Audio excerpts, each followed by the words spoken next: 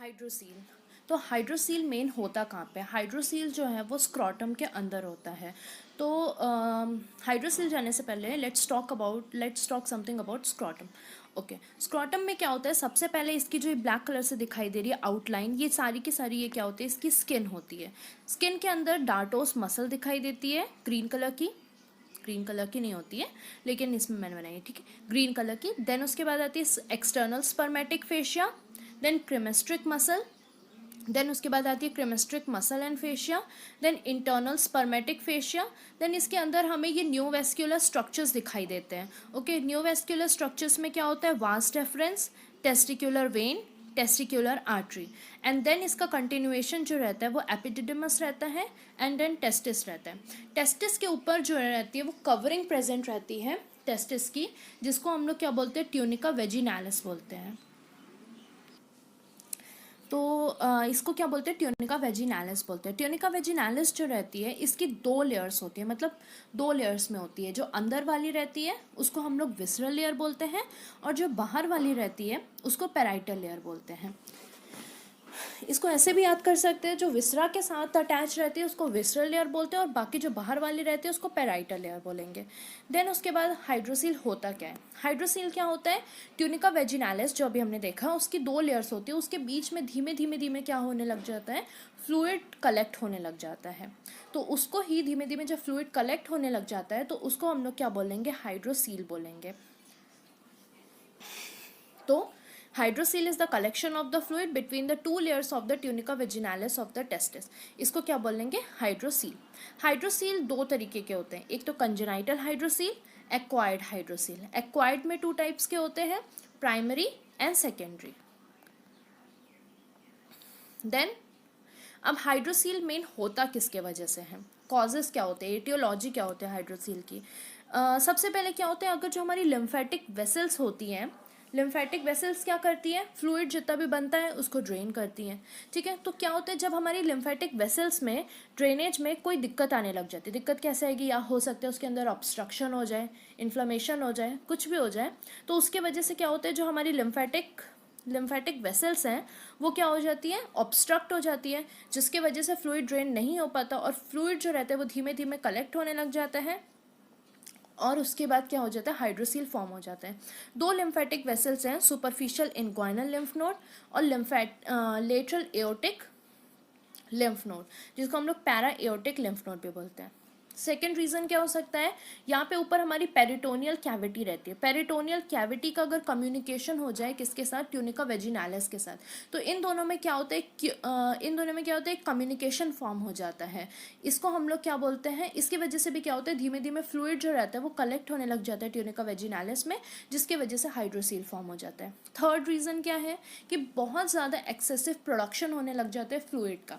Okay, अब इतना ज़्यादा जब प्रोडक्शन होने लग जाएगा तो फ्लूइड जो रहता है वो ड्रेन नहीं होगा, और जिसके इसको हम लोग क्या बोलते हैं? इस तरीके के हाइड्रोसील को सेकेंडरी हाइड्रोसील बोलते हैं। नो लास्ट वन, इसका रीज़न क्या है? कि अब क्या है कि अब अभी देखा हमने प्रोडक्शन होने लग गया फ्लूइड का, अब अगर एब्जॉर्ब ही ना हो फ्लूइड, एब्जॉर्ब ना हो किस लिए? एक तो हमने देख लिया कि लिम्फेटिक वेसल्स जो हैं उसका जो लिम्फेटिक ड्रेनेज है वो ख़राब हो जाए। दूसरा क्या रीज़न है? अब जो ये हमारी ट्यूनिका वेजिनालिस है इसमें क्या हो? फ्लूइड का एब्जॉर्प्शन ही ना हो पाए। अब ये कैसे होगा? जब इसकी जो एंडोथीलियल वॉल्स हैं वो डैमेज हो जाएंगी, हो सकता है ये किसी लो ग्रेड इन्फेक्शन की वजह से डैमेज हो जाए। तो इसमें क्या होगा? जब ये एंडोथीलियल वॉल इसकी डैमेज हो जाएंगी तो फ्लूइड जो है वो एब्जॉर्ब नहीं हो पाएगा ट्यूनिका वेजिनालिस में, और इसके वजह से क्या होगा? धीमे धीमे फ्लूइड कलेक्ट होने लग जाएगा, एंड देन अगेन हाइड्रोसील हो सकता है। अब सबसे पहले हाइड्रोसील जो रहता है, हाइड्रोसील के जो फ्लूइड रहते हैं उसके बारे में पढ़ते हैं। हाइड्रोसील का फ्लूइड का कलर क्या होता है? ये एम्बर कलर का होता है। इसकी जो स्पेसिफिक ग्रेविटी है वो 1.022 टू 1.024 होती है। नाउ उसके बाद इसमें होता क्या क्या है? ये कंटेन क्या क्या, बनती किस किस चीज़ें से है? तो अभी फ्लूइड है तो ये बनेगी किस किस चीज़ से? सबसे पहले इसका कंटेंट जो रहता है वाटर रहेगा क्योंकि फ्लूइड है। उसके बाद इसमें क्या प्रेजेंट रहता है? सॉल्ट प्रेजेंट रहता है। उसके अलावा टायरोसिन, कोलेस्ट्रॉल, एल्ब्यूमिन, फिब्रिनोजन। इसमें जो टायरोसिन और कोलेस्ट्रॉल होता है वो बहुत ही कम प्रेजेंट होता है या बहुत ही रेयर होता है। ओके, नाउ हाइड्रोसील फ्लूइड जो रहता है, फ्लूइड है, ये इसमें क्लॉट फॉर्मेशन नहीं होता है। मेनली ऐसे नॉर्मली देखा जाए तो इसमें क्लॉट फॉर्मेशन नहीं होता है, पर अब हमें पता है इसके अंदर फिब्रिनोजन प्रेजेंट है, तो भूल से अगर ये ब्लड के साथ मिल गया तो इसमें क्या होगा, फिब्रिनोजन जो है इसका वो एक्टिवेट हो जाएगा एंड देन इसका क्लॉट फॉर्मेशन हो जाएगा। अब बात करते हैं सिस्ट, जिसमें कोलेस्ट्रॉल क्रिस्टल्स प्रेजेंट रहे। ठीक है, तो किसमें प्रेजेंट रहते हैं, एक तो वेजिनल हाइड्रोसील में, ब्रेकियल सिस्ट में। ब्रेकियल सिस्ट जो रहती है मेनली नेक में प्रेजेंट है, सी ब्रेकियल सिस्ट जो रहती है मेनली नेक में प्रेजेंट रहती है। उसके बाद आती है हमारी डेंटीजेनस सिस्ट। डेंटीजेरस सिस्ट क्या होती है, हमारे मैंडिबल के अंदर एन अनइरप्टेड टीथ प्रेजेंट रहती है। उस अनइरप्टेड टीथ का जो क्राउन एरिया प्रेजेंट रहता है, जो क्राउन एरिया प्रेजेंट रहता है, वहाँ पे क्या होता है, उसके ऊपर धीमे धीमे फ्लूइड कलेक्ट होने लग जाता है, वो सिस्ट फॉर्म कर लेता है। इसको हम लोग क्या बोलते हैं, डेंटीजेरस सिस्ट। नाउ अब बात करेंगे हम लोग प्राइमरी वेजिनल हाइड्रोसील की। प्राइमरी वेजिनल हाइड्रोसील में क्या होता है, सबसे पहले ये जो दिखाई दे रहा है ये क्या है, स्क्रॉटम की बाहर वाली स्किन है। स्क्रॉटम की बाहर वाली स्किन के बाद this is the peritoneal cavity.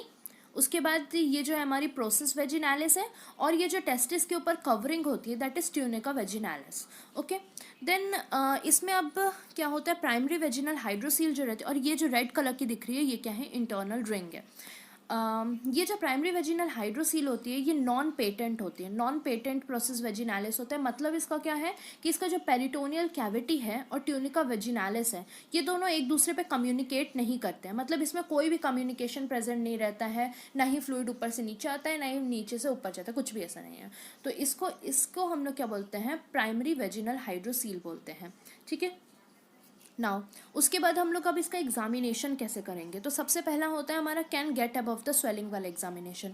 इसमें क्या करेंगे हम लोग, can get above the swelling वाला एग्जामिनेशन कैसे करते हैं, सबसे पहले जो थंब है हम लोग उसको स्क्रॉटम के फ्रंट में रखेंगे।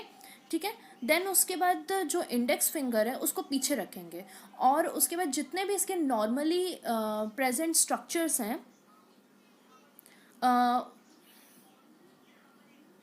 उसको हम लोग फील करेंगे। अगर हमें नॉर्मली प्रेजेंट स्ट्रक्चर्स के अलावा कुछ भी चीज़ उसमें हमें फील हुआ, ठीक है, तो उसके बाद हम लोग उसको अंदाज़ा लगा सकते हैं कि ये क्या है क्या नहीं है।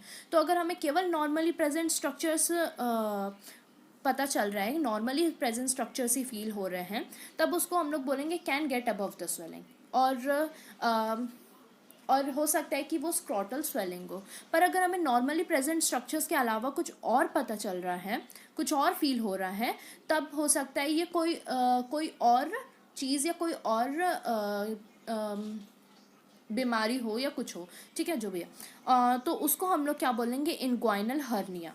इनग्वाइनल हर्निया बोलेंगे क्या, मतलब क्या है कि नॉर्मली प्रेजेंट स्ट्रक्चर्स के अलावा अगर हमें कुछ और फील हो सकता है, तो हो सकता है कि चांसेस हैं ऐसा कि इनग्वाइनल हर्निया हो। ओके, देन उसके बाद आता है स्क्रॉटम जो रहता है, इसका स्क्रॉटम का जो साइज़ रहता है वो काफ़ी बड़ा रहता है, लार्ज साइज अटेन करता है। इसके वजह से जो इसमें जो टेस्टिस प्रेजेंट है इसको हम लोग पैल्पेट नहीं कर सकते, इसलिए हम बोलते हैं testis is non palpable here. अब उसके बाद ये जो हाइड्रोसील है ये फ्लक्चुएंट है। फ्लक्चुएंट का मतलब क्या होता है, फ्लक्चुएंट हम लोग इससे ये पता लगा सकते हैं कि इसके अंदर फ्लूइड फिल्ड है या फिर नहीं है। अब इसको हम लोग पता कैसे लगाएंगे, सबसे पहले हम लोग टू फिंगर्स जो हैं उसको क्या करेंगे, इसका जो एपेक्स है यहाँ और यहाँ पे रखेंगे। ठीक है, देन उसके बाद यहाँ पे एक फिंगर रखेंगे, दूसरी फिंगर यहाँ पे रखेंगे। देन उसके बाद क्या करेंगे, जो तीसरी फिंगर है हमारी, जो तीसरी फिंगर है उससे हम लोग क्या है, इन दोनों के बीच में प्रेशर अप्लाई करेंगे। अब यही सेम चीज़ हम लोग 90 डिग्री पे करेंगे। ठीक है, देन उसके बाद जब हम लोग 90 डिग्री पे ये करेंगे और प्रेशर अप्लाई करेंगे, ये एक फिंगर है, ये दूसरी फिंगर और ये तीसरी फिंगर, जब ये तीसरी फिंगर से हम लोग प्रेशर अप्लाई करेंगे इस पर, तो क्या होगा, जब ये ऊपर की जो दोनों फिंगर प्रेजेंट थी, अगर ये दोनों की दोनों अवे जा रही हैं तो मतलब ये जो हमारा टेस्ट है वो पॉजिटिव है। ठीक है, सी ये दोनों की दोनों फिंगर क्या है, अवे जा रही हैं, ये दोनों की दोनों फिंगर क्या है, अवे जा रही हैं। तो इससे हमें पता चलेगा कि ये जो टेस्ट है पॉजिटिव है। अब ये टेस्ट पॉजिटिव है, इसका मतलब क्या है, जब ये टेस्ट पॉजिटिव आता है तो ये हमें क्या सजेस्ट करता है, ये जो स्वेलिंग है इसके अंदर फ्लूइड प्रेजेंट है।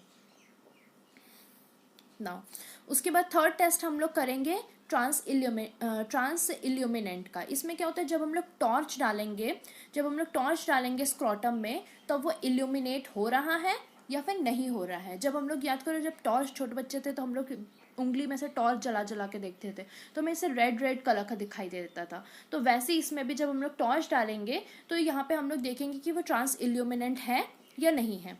तो इसमें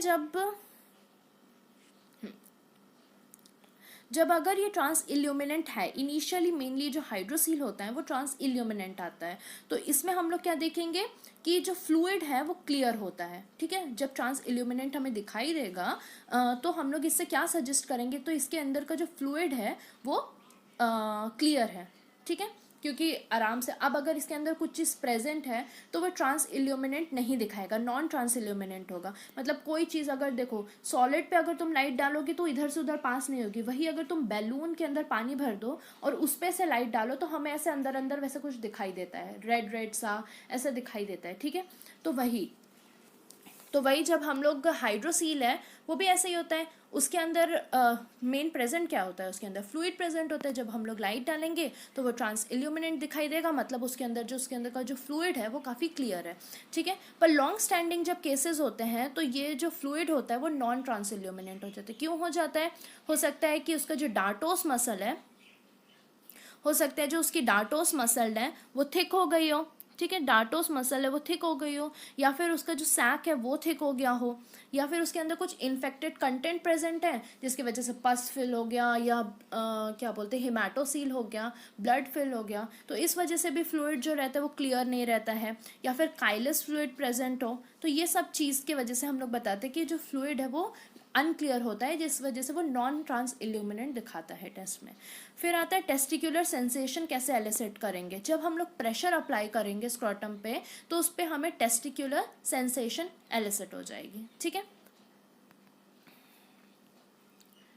अब बात करते हैं अब हमने ट्रांस इल्यूमिनेंट देख लिया, अब ऐसे और भी स्वेलिंग्स होती है जो कि ट्रांस इल्यूमिनेंट होती हैं। ट्रांस इल्यूमिनेंट स्वेलिंग तो अभी देख लिया हमने क्या होती है। ठीक है, अभी बहुत सारी दूसरी भी स्वेलिंग्स होती है जो कि ट्रांस इल्यूमिनेंट होती है। इसमें क्या क्या होती है? Vaginal hydrocele, meningocele, ranula, epididymis cyst और सिस्टिक हाइग्रोमा। अब देखते हैं वेजिनल हाइड्रोसील तो आगे पढ़ेंगे। देन आता है हमारा मेनिंजोसील क्या होता है? एक तरीके का बर्थ डिफेक्ट होता है। इस पे जो इसका स्पाइनल कॉलम होता है, जो हमारा स्पाइनल कॉलम होता है, इसमें क्या होता है, धीमे धीमे फ्लूइड कलेक्ट होने लग जाता है और ये सिस्ट फॉर्म कर देता है। स्पाइनल बाइफिडा, इसको हम लोग स्पाइनल बाइफिडा भी बोलते हैं। ओके, ये हमारा है मेनिंजोसील। उसके बाद रैन्युला क्या होता है? माउथ के अंदर ये जो टंग है, टंग के नीचे क्या प्रेजेंट रहता है? कलेक्शन फ्लूइड धीमे धीमे क्या होता है? कलेक्ट होने लग जाता है और ये सिस्ट का फॉर्म ले लेता है, इसको हम लोग रैन्युला बोलते हैं। देन उसके बाद आता है एपिडिडिमल सिस्ट में क्या होता है? ये नॉर्मल एपिडिडिमस है, ये जो है हमारा नॉर्मल एपिडिडिमस है, और ये जो है एपिडिडिमल सिस्ट है। यहाँ पे क्या होता है? एपिडिडिमस में एक धीमे धीमे फ्लूइड कलेक्ट होने लग जाता है और ये सिस्ट की तरह बन जाता है, इसको हम लोग क्या बोलते हैं? एपिडिडिमल सिस्ट। ठीक है, देन सिस्टिक हाइग्रोमा भी क्या होता है? नेक है, नेक में बहुत सारे सिस्ट या फिर सिंगल सिस्ट फॉर्म हो जाती है, तो इसको हम लोग सिस्टिक हाइग्रोमा बोलते हैं। देन कमिंग टू इनफेंटाइल हाइड्रोसील में भी कुछ नहीं है, ये हमारा पेरिटोनियम है।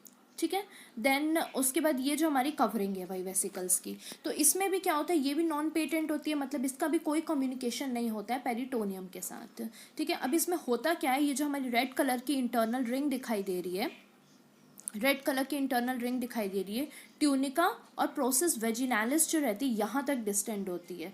ठीक है, पीछे हम लोग वेजिनल हाइड्रोसील में देखा था कि ये इसके लेवल पे रहती है, टेस्टिस के थोड़ा सा ऊपर तक रहती है, पर यहाँ पे क्या होता है? ये इंटरनल रिंग तक डिस्टेंड होते होते खुलती खुलती चली जाती है।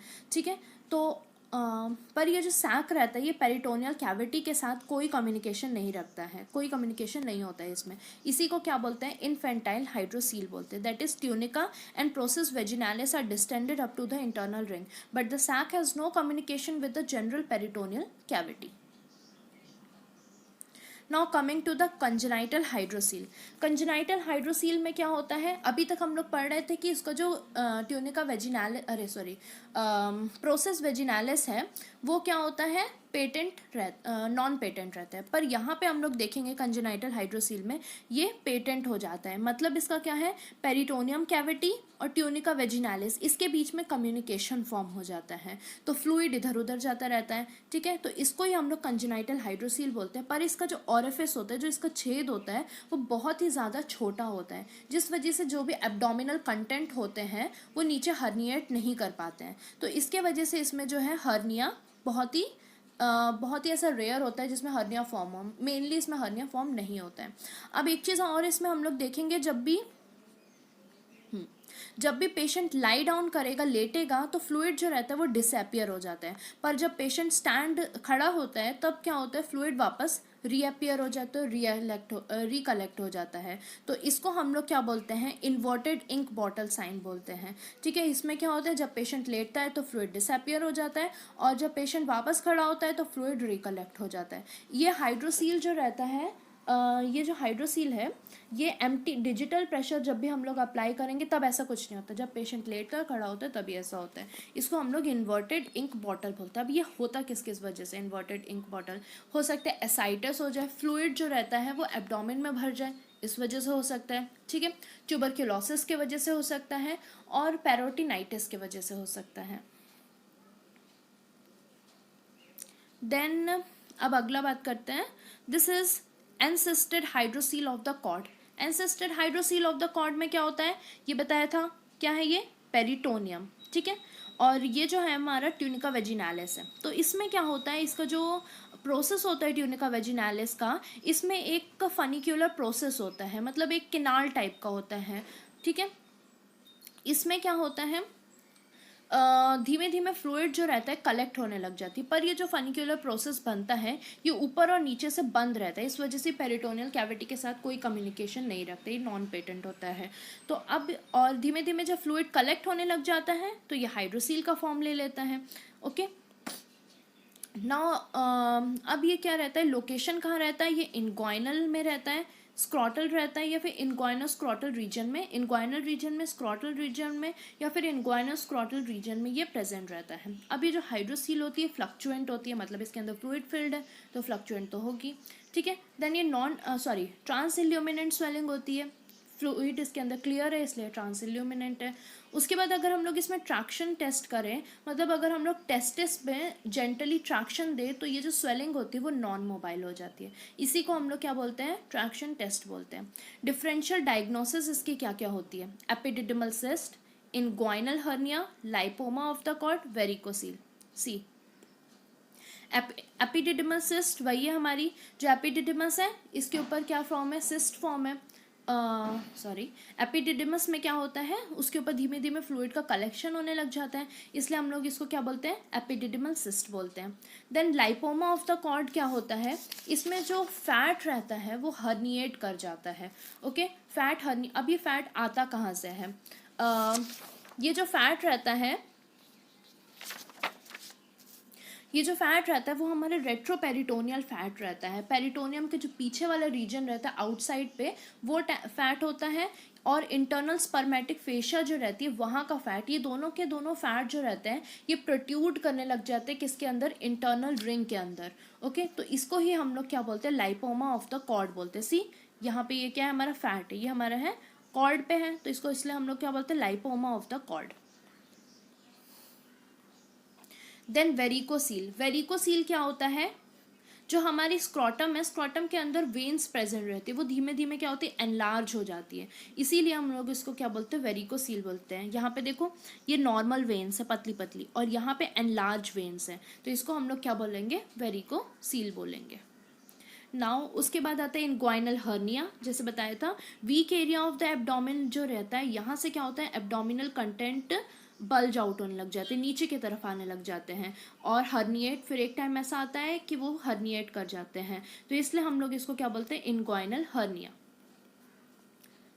ना उसके बाद इसका ट्रीटमेंट क्या है, एनसिस्टेड हाइड्रोसील ऑफ द कॉर्ड जो है इसका ट्रीटमेंट क्या है, लोकल एनेस्थीसिया देंगे, और जिस पोर्शन पे भी वो प्रेजेंट है उसको हम लोग काट के अलग कर देंगे, excision under the local anaesthesia. Now hydrocele and bisac और बाइलॉक्यूलर हाइड्रोसील। बाइलॉक्यूलर हाइड्रोसील इसका नेम ही हमें बता रहा है कि इसके अंदर दो सैक प्रेजेंट रहते हैं। तो ये वाली जो हाइड्रोसील है इसमें दो सैक प्रेजेंट रहते हैं, एक नेक के ऊपर, स्क्रॉटम का जो नेक होता है इसके ऊपर, और एक स्क्रॉटम के नेक होता है उसके नीचे, ठीक है। और ये दोनों के दोनों जो सैक रहते हैं वो एक दूसरे के साथ कम्युनिकेट करते हैं। नाउ जो इसका जो ऊपर वाला होता है वो सुपरफिशियल होता है, इनग्वाइनल कैनाल में होता है या फिर मसल्स के बीच में होता है। अब ये दोनों के दोनों सैक जो है वो क्रॉस फ्लक्चुएशन दिखाते हैं, हम लोग को क्रॉस फ्लक्चुएशन शो करते हैं। क्रॉस फ्लक्चुएशन क्या है? फ्लूइड जो प्रेजेंट है ऊपर और नीचे वाले सैक में, या जो दो भी सैक हैं उन दोनों के बीच में कम्युनिकेशन होता रहता है, वो एक्सचेंज होते रहते हैं, जो भी करते रहते हैं, ठीक है। तो इसको ही हम लोग क्या बोलते हैं? क्रॉस फ्लक्चुएशन बोलते हैं।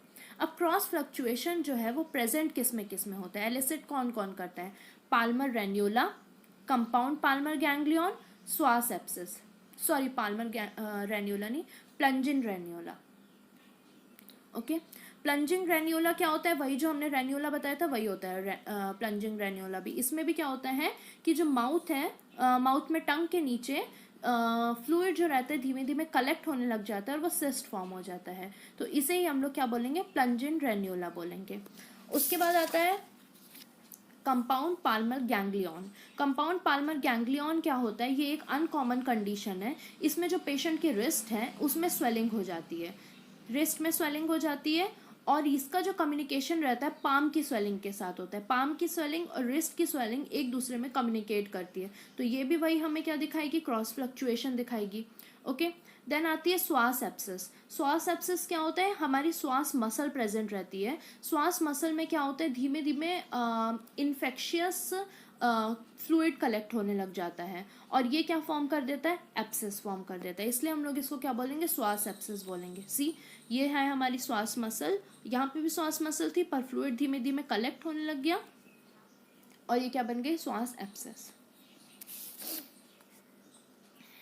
Now hydrocele of the canal of नक। हाइड्रोसील ऑफ कैनाल ऑफ नक क्या होती है? ये मेनली हमारी फीमेल जेनाइटल ट्रैक्ट में प्रेजेंट रहती है। ओके, तो ये किस में प्रेजेंट रहेगी? फिर फीमेल में रहेगी। वो तो मेल में, स्क्रॉटम किस में रहता है? मेल में रहता है, तो वो मेल में रहेगी, और ये जो है वो फीमेल में है, ठीक है। Now hydrocele of the canal of नक में क्या होता है? ये हमारा यूट्रस है, ये फेलोपियन ट्यूब, ये ovary, okay, this is cervix, तो और ये वेजाइना ना। उसके बाद क्या होता है? ये जो रेड कलर की लाइनिंग दिखाई दे रही है ये पेराइटल पेरिटोनियम है। ये internal inguinal ring, external inguinal ring, और ये जो पर्पल कलर से दिखाई दे रही है this is the round ligament of inguinal canal.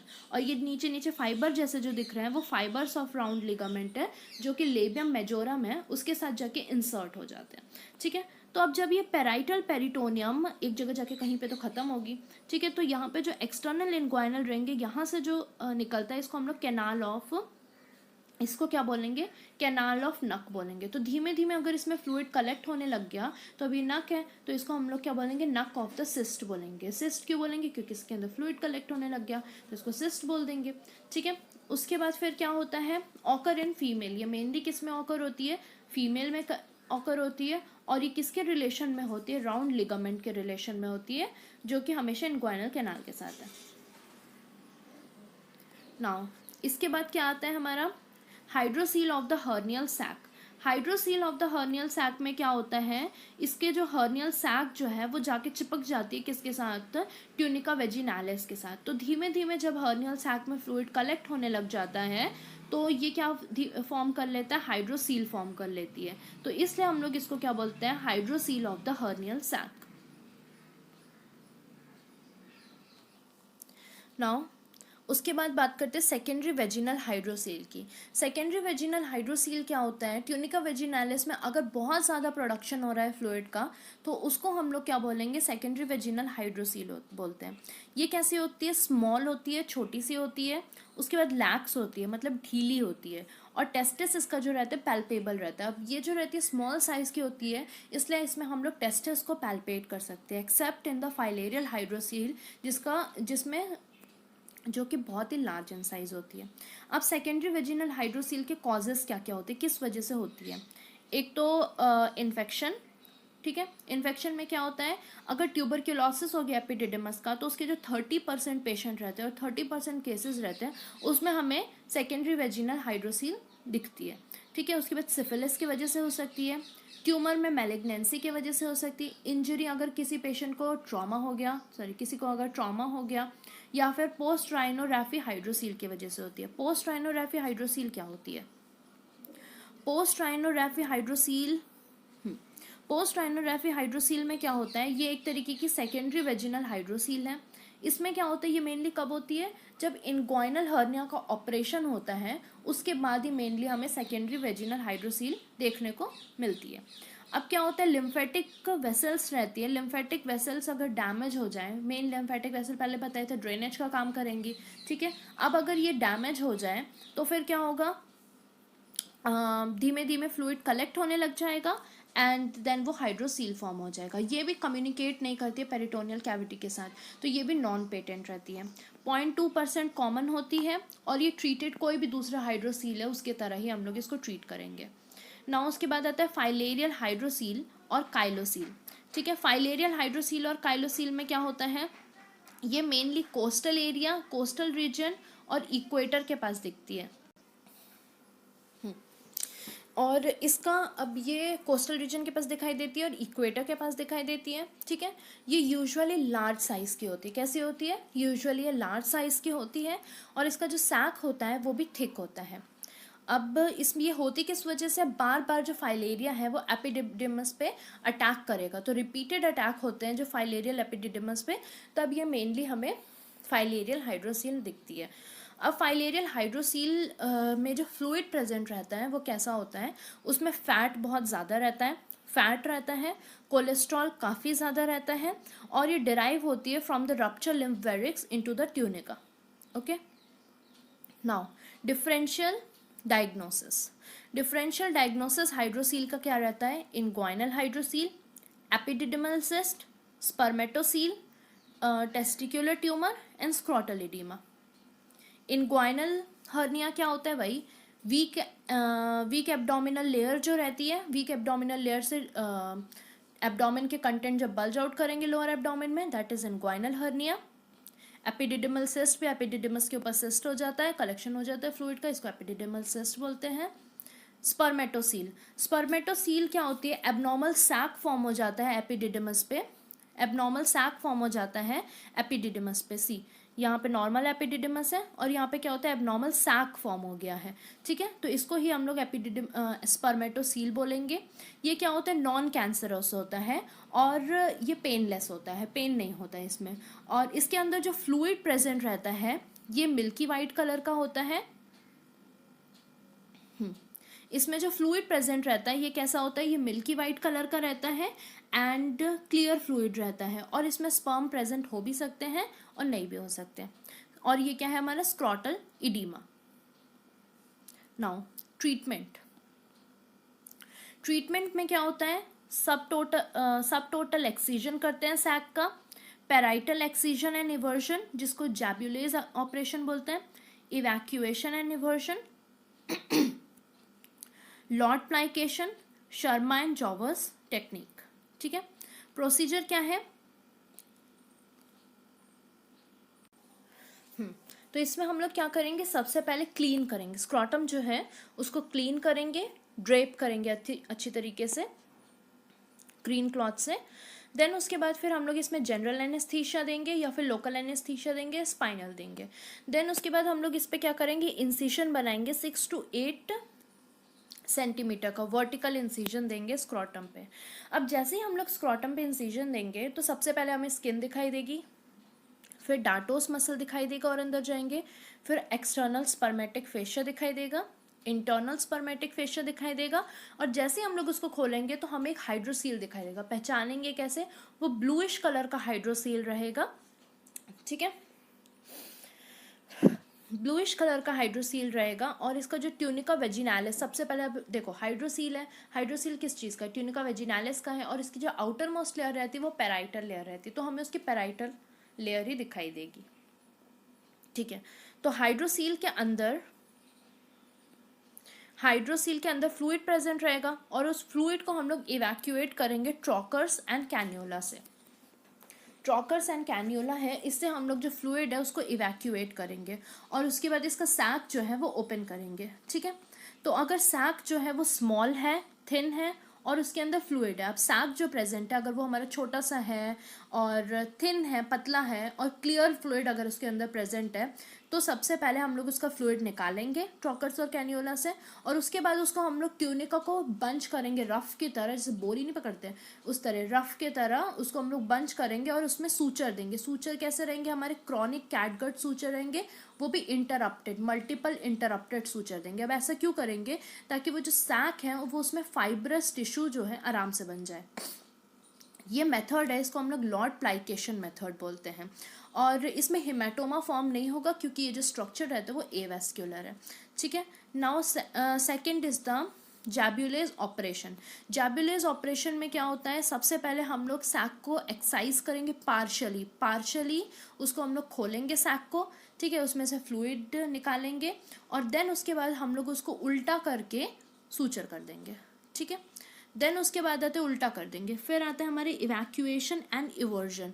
इसमें सबसे पहले जो फ्लूइड है उसको हम लोग इवैक्यूएट करेंगे। ठीक है, देन उसके बाद टेस्टिस के पीछे जाएंगे और वहाँ से वो जो क्या बोलते हैं कवरिंग है उसको उल्टा करेंगे, देन उसको भी हम लोग सूचर करेंगे। इस बार जो सूचर है हम लोग क्रॉनिक कैटगट सूचर लगाएंगे, पर जो सूचर है वो कंटिन्यूअस सूचर करेंगे। पहले लॉर्ड प्लाइकेशन में हम लोग ने मल्टीपल इंटरप्टेड सूचर किए थे, इस बार हम लोग कंटिन्यूअस सूचर करेंगे। ठीक है, फिर आता है Sharma and Jhawar's technique. Sharma and Jhawar's technique में क्या होता है, आफ्टर इवैक्यूएशन जब हम लोग एक बार निकाल देंगे फ्लूइड, तब सैक टेस्टिस के साथ, सैक और टेस्टिस जो भी है इन दोनों को हम लोग एक पॉकेट में डालेंगे और उस पॉकेट को फेशिया के बीच में डाल के रख देंगे।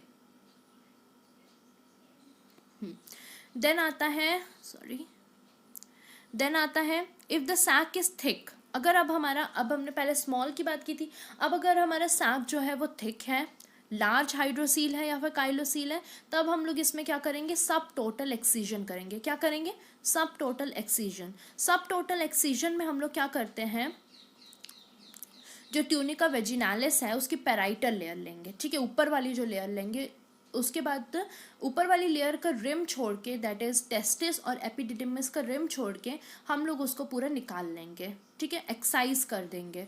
अब हम लोग इसमें टोटल एक्सीजन इसलिए नहीं करते क्योंकि अगर टोटल एक्सीजन हम लोग कर दिए तो हमें ऑर्किडेक्टमी करनी पड़ेगी। ऑर्किडेक्टमी क्या होता है, एक और जो दूसरा टेस्टिस है उन दोनों को ही हमें निकालना पड़ सकता है, इसलिए हम लोग सब टोटल एक्सीजन करते हैं।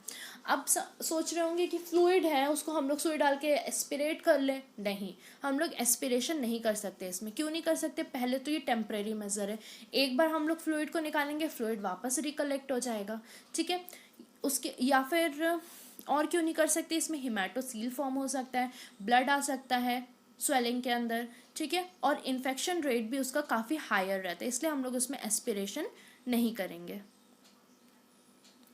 नाउ जब एक बार हमारा क्या बोलते हैं सब सैक इवैक्यूएट हो गया, हमने सूचर वूचर कर दिया, तब उसके बाद हम लोग क्या करेंगे, वो जो ड्रेन प्लेस करेंगे। कहाँ पे, देखो ये हमारा क्या है, स्क्रॉटम है। ये वाला जो एरिया है इसको हम लोग क्या बोलते हैं, रूट ऑफ द स्क्रॉटम बोलते हैं। ठीक है, और ये जो रहता है सबसे डिपेंडेंट पार्ट होता है। डिपेंडेंट पार्ट क्या होता है, जैसे आप फॉर एग्जाम्पल बैलून ले लो, बैलून में पानी भर दो। ठीक है, उसको ऐसे हाथ में उठा लिया हमने और उसको जाके फिर हमने जैसे ज़मीन पे रखेंगे तो जिस पोर्शन को वो सबसे पहले टच करेगा उसको ही हम लोग क्या बोलते हैं, डिपेंडेंट पार्ट बोलते हैं। तो वैसे ये स्क्रॉटम है, तो स्क्रॉटम जो है इसका ये जो है ये डिपेंडेंट पार्ट हो गया इसका। ठीक है, तो यहाँ पे ही हम लोग, यही जो जगह है यहीं पे हम लोग क्या है, ड्रेन करेंगे। ठीक है, तो ड्रेन करने से यहाँ पे ड्रेन प्लेस यहाँ पे करने से क्या होगा, जितना भी इसके अंदर फ्लूइड प्रेजेंट है वो सबसे पहले जब ड्रेन करेंगे तो ये यहीं पे ही जाएगा। ठीक है, इसी जगह पे जाएगा फ्लूइड डायरेक्टली। यहाँ पे डालेंगे, अगर भूल से ड्रेन डाल दिया तो यहाँ थोड़ा सा तो फ्लूइड चला गया, लेकिन यहाँ नीचे आके कलेक्ट हो जाएगा फ्लूइड। तो इस वजह से जब हम लोग ड्रेन यहाँ पे रखेंगे तो फ्लूइड डायरेक्टली इधर चला जाएगा। ओके, नाउ तो सबसे डिपेंडेंट पोर्शन है ये हमारा स्क्रॉटम है, और यहाँ पे अगर हमने इसको ड्रेन कर दिया तो ठीक है, तो फ्लूइड डायरेक्ट इसके अंदर चला जाएगा। तो तो आराम से जितना भी स्क्रॉटल इडीमा है उसको भी सपोर्ट मिल जाएगा, क्योंकि फटाफट ड्रेन चला जा रहा है।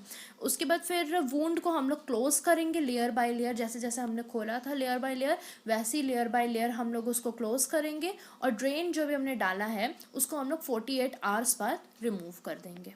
नाउ कॉम्प्लिकेशंस क्या क्या हो सकती है सर्जरी की? रिएक्शनरी हेमरेज हो सकता है। रिएक्शनरी हेमरेज में क्या होता है कि reactionary means with in 24 hours, तो जैसे ही हम लोग सर्जरी खत्म करेंगे उसके 24 आवर्स के अंदर अगर ब्लीडिंग हो गई तो उसको हम लोग रिएक्शनरी हेमरेज बोलते हैं। पहला कॉम्प्लिकेशन ये है। फिर हो सकता है इन्फेक्शन हो जाए किसी वजह से, पायोसील फॉर्म हो जाए। पायोसील क्या होता है? जो कैविटी है उसके अंदर पस प्रेजेंट है, पस चला गया, ठीक है, पस फॉर्मेशन होने लगा तो उसको पायोसील बोलते हैं। साइनस फॉर्मेशन क्या होता है? जो कैविटी अगर उसके अंदर इन्फ्लामेशन हो गया तो उसको साइनस फॉर्मेशन बोलते हैं। और रिकरेंट हाइड्रोसील हो सकता है, हाइड्रोसील वापस से रिकर हो जाए। कॉम्प्लिकेशन ऑफ हाइड्रोसील क्या होती है?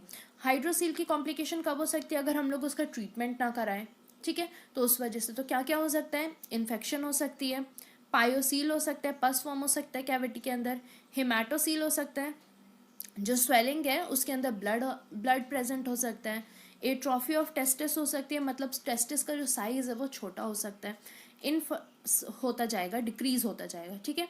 देन उसके बाद इनफर्टिलिटी हो सकती है, और hernia of the hydrocele sac, वो बहुत ही रेयर होता है। नाउ कंडीशन जो कि क्या कॉज करती है? टेस्टिकुलर सेंसेशन कॉज करती है। वो क्या क्या होती है? Testicular tumour, lepra orchitis, syphilitic orchitis and chronic haematocele. Now condition जिसमें हम लोग ऑर्किडेक्टमी करेंगे। ऑर्किडेक्टमी क्या होता है? एक या दोनों टेस्टिस को हमें सर्जिकली रिमूव करना पड़े। किस किस कंडीशन में अब हम लोग करेंगे? तभी करेंगे ना ऑर्किडेक्टमी जब जो दोनों टेस्टिस खराब हो गई हैं, ठीक है, तभी करेंगे। तो टेस्टिकुलर डिस्ट्रक्शन के साथ अगर पायोसील फॉर्म हो गया, पस फॉर्म हो गया, तब हम लोग करेंगे। या फिर टेस्टिकुलर डिस्ट्रक्शन के साथ क्लॉटेड हिमेटोसील फॉर्म हो गया, ब्लड फॉर्म हो गया, तब हम लोग करेंगे। Okay, this is the end of lecture.